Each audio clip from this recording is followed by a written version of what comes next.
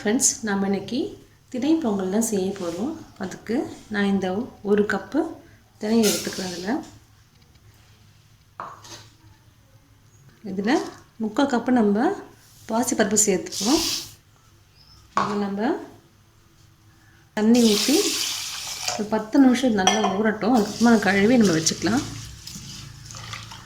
ஒரு 10 நிமிஷமாக அப்படியே வைப்போம். 10 நிமிஷம் கழித்து நம்ம கழுவிட்டு வேக வச்சுக்கலாம்.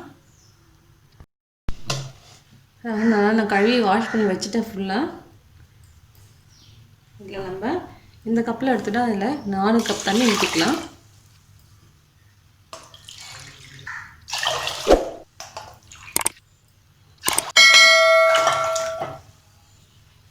தண்ணி ஊற்றியாச்சு. நம்ம தேவையான உப்பு நம்ம இதில் போட்டுருவோம். போட்டு ஒரு 4 விசில் நம்ம வச்சு எடுத்துடலாம்.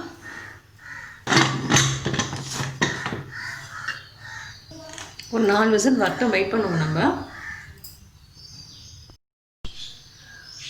பாருங்கள், நம்மளுடைய திணை நல்லா வெந்து வந்துடுச்சு.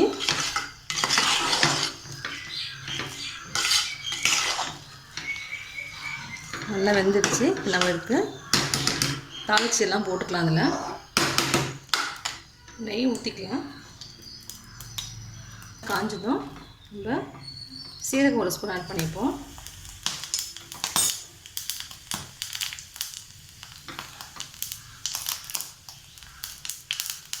பச்சை மிளகாயும் போட்டுக்கலாம். இஞ்சியும் போட்டுப்போம். கருவேப்பிலையும் போட்டுக்கலாம்.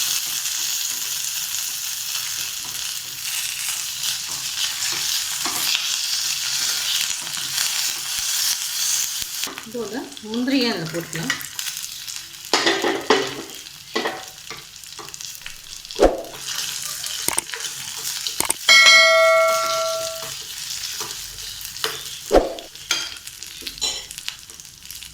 அதில் மிளகு கொஞ்சமாக நுணுக்கி வச்சுருக்கேன், இடித்து வச்சுருக்கேன்.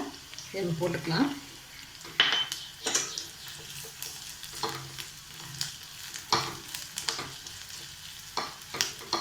நம்ம ஸ்டவ் ஆஃப் பண்ணியிருப்போம். திணையில் போட்டு கிளறிக்கலாம்.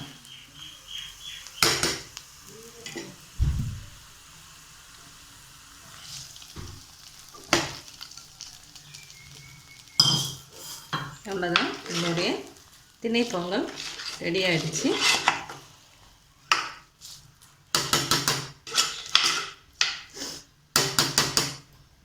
அவ்வளோதான், நீங்களும் செஞ்சு பாருங்கள். ரொம்ப உடம்புக்கு ஹெல்த்தியும் கூட. நம்ம எப்பவுமே வைக்கிற பொங்கலை விட இந்த மாதிரி பண்ணிங்கன்னா நல்லா ஹெல்த்தி. செஞ்சு பார்த்துட்டு உங்கள் கமெண்ட்ஸ் சொல்லுங்கள். தேங்க்யூ.